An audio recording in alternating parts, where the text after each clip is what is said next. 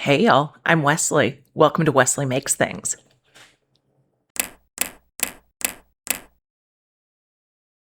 Today we're getting back into it with Oversimplified. We're going to wrap up the First Punic War, so this is their part 2 video to that. Where we last left off, Rome was doing pretty well for being as new on the scene as they were at the time. I'm still obsessed with the corvus, by the way. I still think it's brilliant. I get that there's not like a place for it in modern use, at least not one that I can think of. But man, for its time, ingenious. I'm so interested to see how this one ends. Let's go ahead and just jump in. This is the First Punic War, part 2 from Oversimplified. Let's go. Part 2. Okay. After the gigantic battle at Cape Ecnomus, the Romans were now free to land on African I forgot soil, they had taken that and much of so Sicily. They did. The Carthaginians chose to focus on defending the city of Carthage itself.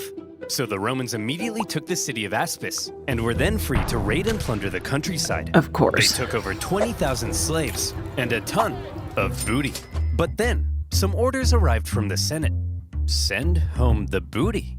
Oh, but I want to stay. No, Steve, not you. They mean the treasure. Well, we are not watching any more of this filth. So the other consul left with the booty, leaving Regulus and his forces on their own, and they began advancing towards Carthage. Along the way, according to the ancient writer Livy, they encountered a literal dragon. A dragon? Now, Livy was a Roman historian. Okay, so thanks, his account Livy. may be slightly exaggerated, but this, I believe. Hold on. That text was so tiny, you know I gotta go back and read it. Hold on.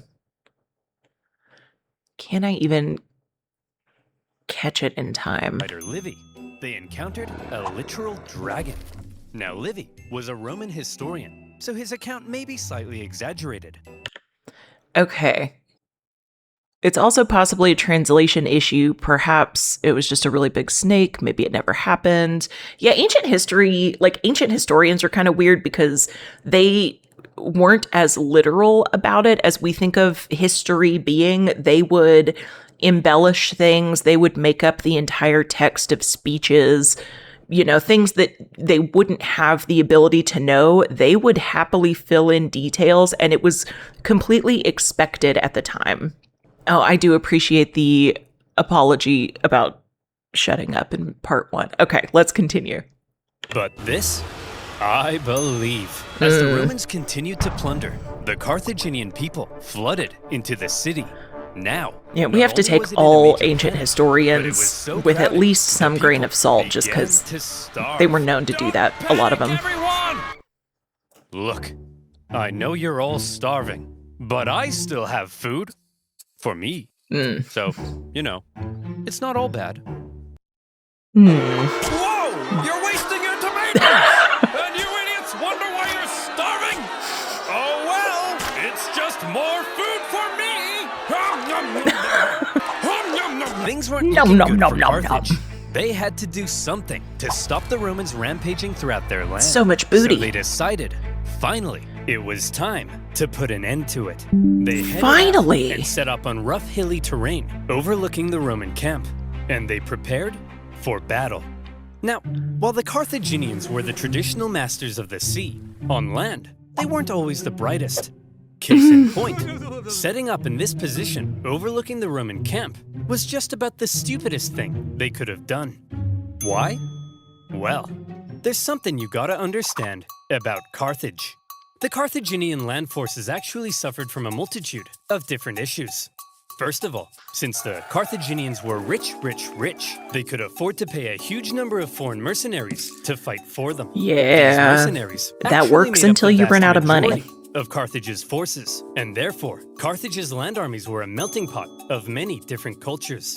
This, however, meant that if a battle wasn't going their way, there could be loyalty issues. Man, I ain't getting paid enough for this. You Balearic slingers better not be thinking of running away. What did he say? I don't know, man. I don't speak Phoenician. Let's get out of here. Clearly, There were also language issues. The military generals tended to be Carthaginian, but they made a lot of strange decisions. For example, one of the most feared assets of the Carthaginian army were the war elephants. To a Roman soldier who had never even seen an elephant before, elephants this was like would be terrifying. A literal monster. Yet the Carthaginians continually kept placing the elephants in the rear, where they were no use.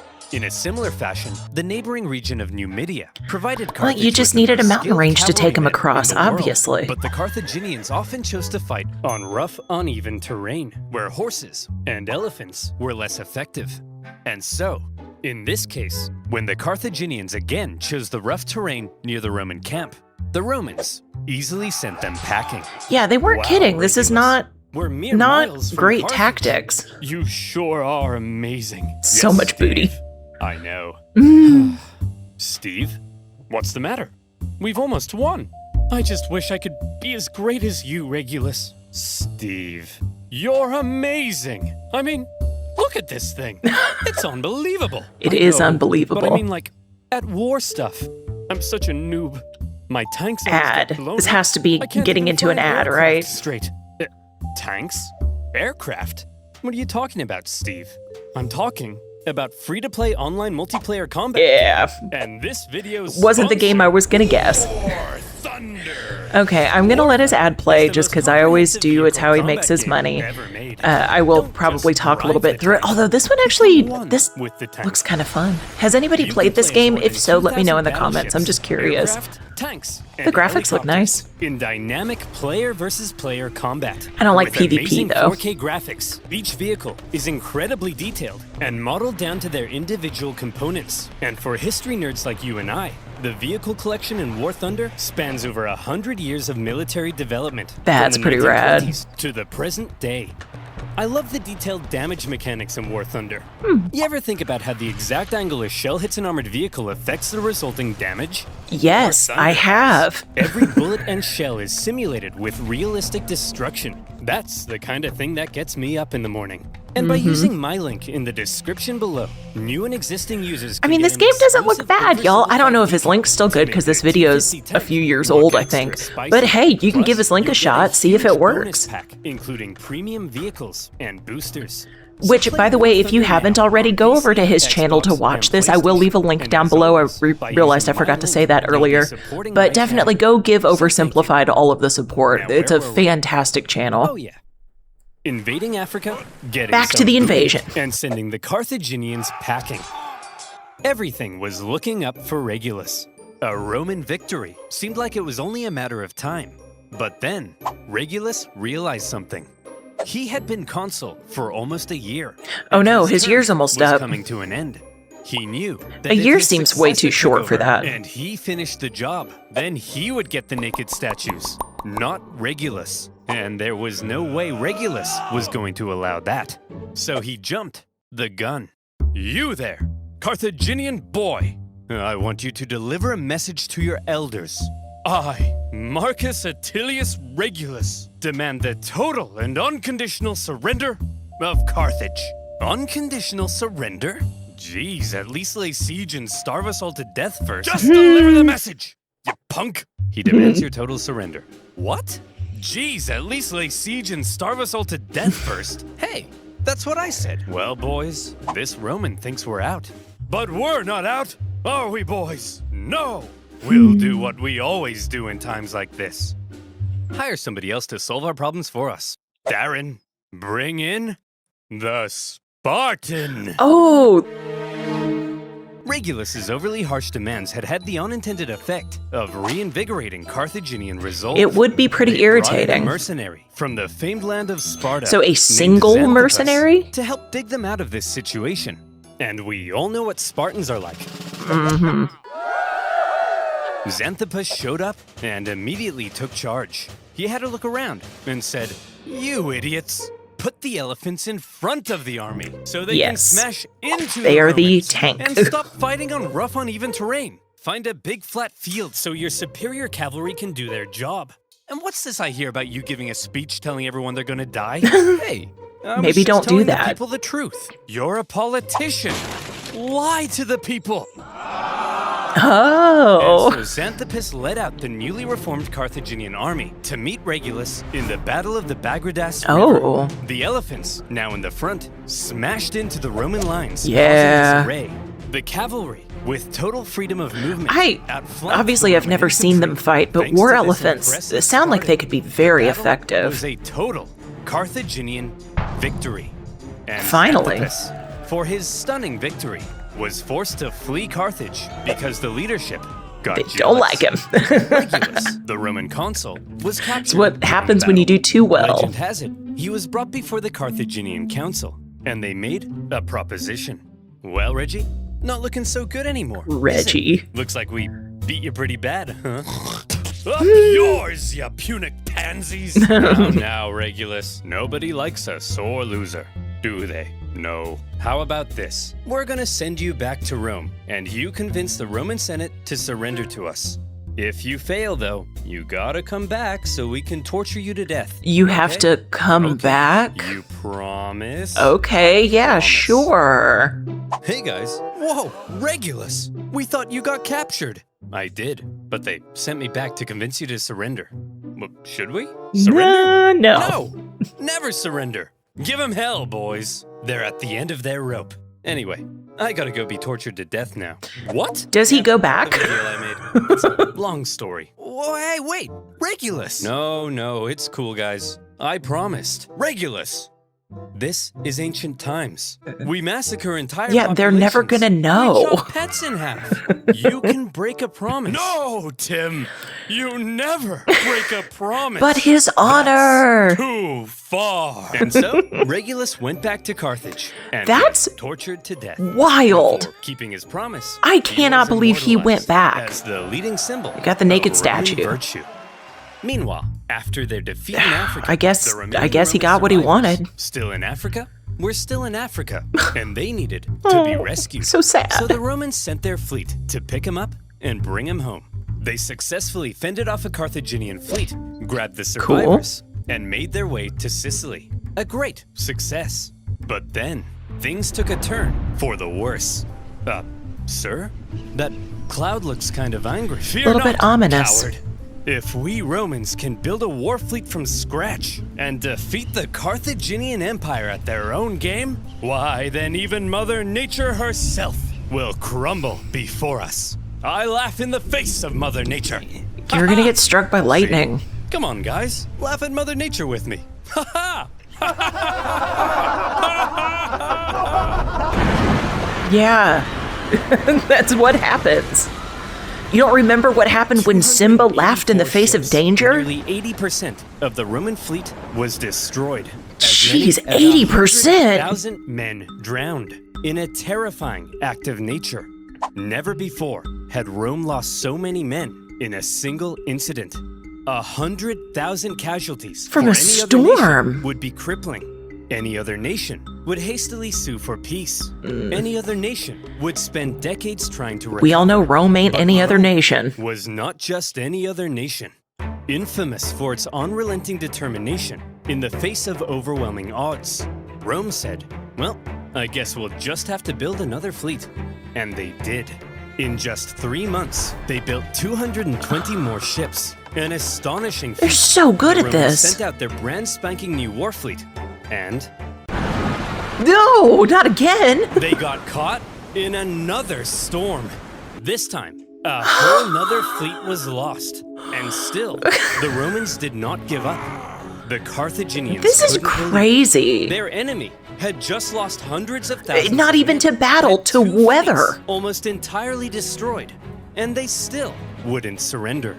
As one Roman poet put it, the victor is not victorious if the vanquished does not consider himself so. In typical fair Roman point, fashion, yeah. After a short break, they were once again building another fleet.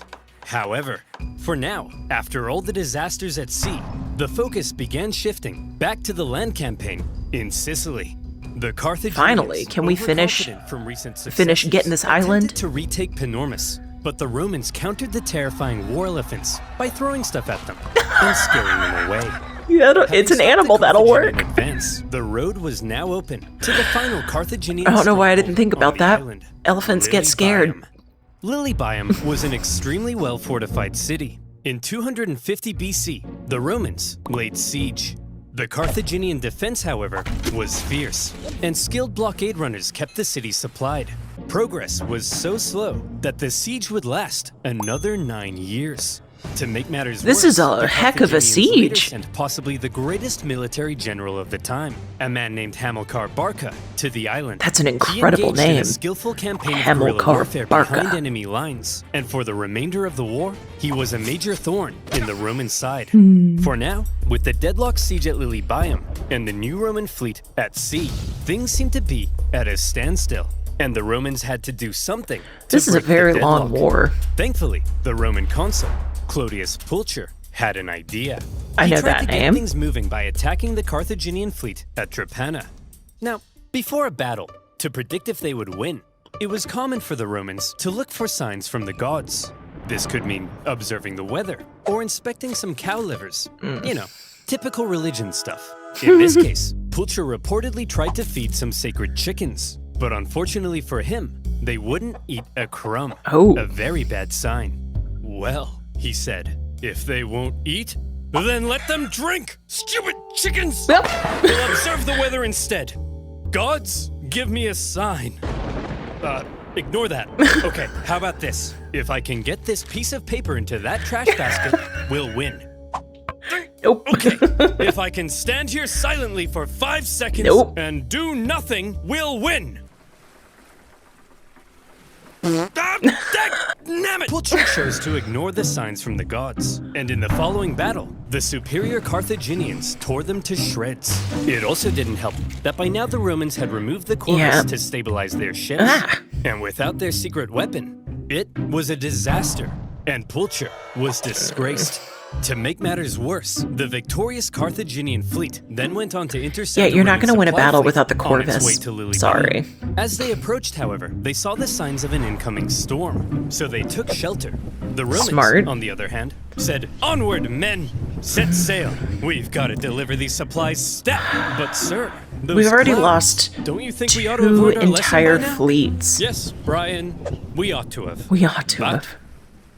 we haven't. Another fleet and 50,000 men lost in another storm. 50,000 on the third of these. At this point, there still really isn't a clear winner.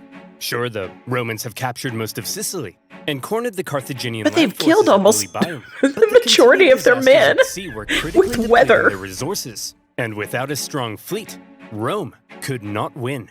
Meanwhile, Hamilcar Barca was still knocking about, Hamilcar! and creating even more problems. So, where do we go from here? How does this war finally end? By now, the two sides had been fighting for 23 years. 23 They were years. exhausted. Their Holy money, cow. Their resources, their strength were all utterly spent. The Carthaginians in particular were eager to see the war end so they could get back to trading and making money. So after the latest Roman disaster at sea, they said, look, there ain't no way in heck the Romans can come back again. You sure? They can't possibly afford to build another fleet. They're done. That's it. Recall the navy, repurpose them as merchant ships, and let's get back to making some money. Assuming the Romans would soon make peace, an anti-war faction within the government that is such a wild thing to just assume. The victors appeared to be declaring themselves victorious. Meanwhile, the vanquished were getting ready for round 5. The Romans built another fleet, this time heavily relying on patriotic donations from the upper classes to afford it. And once again, they put to sea. Sir? The Romans have built another fleet. Oh, for goodness sake, Clarence, can't you see I'm busy rolling around in this pile of money? But sir, I don't care anymore, Clarence. I just don't care. Just don't care, okay. Made a fairly lackluster final effort with a poorly built fleet to supply their forces in Sicily. But when the brand new Roman fleet caught them at the Battle of the Aegates, even without their signature corvus, they dealt them the final blow. Impressive. And that was that. They actually won a battle without the 23 corvus. years of war. Neither side could afford to keep fighting, but the Romans showed that they intended to anyway. The Carthaginians had no choice but to throw in the towel. The war had been long and hard for both sides, but in the end, It was Roman determination that won the fight. The Romans had spent the entire war trying to find a way to deliver the knockout blow. They learned how to build a fleet and engage in naval combat. They developed ingenious new ways of waging war. They attempted an invasion of the Carthaginian heartland. It is pretty and incredible. Whenever disasters struck them, they always came back, again and again. The Carthaginians, on the other hand, spent the entire war watching whatever Rome did, and then figuring out how to respond. They were much more passive. And that's not how you win a war. That when both sides were close to collapse, Rome was the one who figured out how to go that little bit further. In 241 BC, the Carthaginian politicians sent word to Hamilcar Barca that he was on his own and could choose to make peace with the Romans if he wished. Hamilcar was stunned.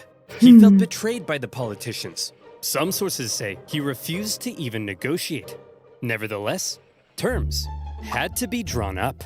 Well, Hammy, I'm glad you Carthaginians have finally come to your senses and recognized who the true winner is. How many fleets did you lose? Okay, here are Not our important. terms. You leave Sicily to us and return all of our prisoners. You're not allowed to make war against Syracuse or her allies, and you have to pay us 2,200 talents of silver over the next 20 years. What's a talent of silver? Well, to put it in perspective, in the year 2022, that'll be worth around, let's say, 40 million US dollars. Ay, caramba! That will cripple us! Wow, we got a real smart guy over here. Yeah, that's kind of the point, you dingus. Yeah. Ugh, I guess I have no choice. I accept. Great! Oh, by the way, we changed our minds. You actually have to pay us 3,200 talents of silver over 10 years. Oh. Thanks for accepting. Dude! See you later. Hey! You didn't let me say uncool! You didn't let me say uncool. The treaty was extremely punishing, and by switching that's up the pretty terms awful. at the last minute, they enraged the Carthaginians. But still, one of the longest and deadliest wars at the time was finally over. The Romans had Hundreds won. of thousands They dead. achieved their That's aim of wild. gaining Sicily. Especially And we're even though it talking was a part ancient of the peace times. deal, they took advantage of a weakened Carthage and grabbed Corsica and Sardinia as well. Roman expansion beyond the Italian peninsula It's just the beginning. had just begun. The Romans hoped that now the Carthaginians would forever be under their thumb. Unfortunately, the harsh terms they placed on the Carthaginians at the end of the war left a growing anger, one that would come back to haunt them. One day, Carthage will have its revenge. That's nice. They'll try. I'm serious, woman. Maybe not in my lifetime, but perhaps in his. My beautiful son. You are born into a momentous destiny. You shall be Rome's greatest enemy. You'll tear Rome limb from limb. You'll burn their pathetic Is this baby city Hannibal? into the ground. You'll slaughter their people, men, women, and children. My child, you are vengeance. Stop telling our baby he's vengeance. But he is, Barbara. He's vengeance. He's vengeance. That may be so someday, but for now, our son has a name, and you should call him that instead. His name is Hannibal. Okay, well, that is Don't forget to play War Thunder. War now Thunder. by clicking Okay. my link in the That was description so below. much fun. Get a huge I bonus love pack Baby including Hannibal at the premium end. vehicles, boosters, and more. New and existing users will also get the We'll let this sexy play out and then I'll Oversimplified quit. decal, so you can destroy your enemies in style. Okay, we'll stop it there. I enjoyed that so much. I am, thrilled that we finally finished with the First Punic War. It sets the stage for the Second Punic War nicely, which if y'all are interested, let me know. I'll happily watch that. Like I said, it's one I know a little bit more about because I at least know about Hannibal and the elephants and all of that. If you have other history-related content that you'd be interested in watching me react to, let me know down below. I love history. I love little nerdy historical things, so I'm here for it. Please like, comment, subscribe, do all the things down below, and as always, Jesus and I love you, Joe. Jesus and I love you too, Lise. Jesus and I love you. Later, y'all.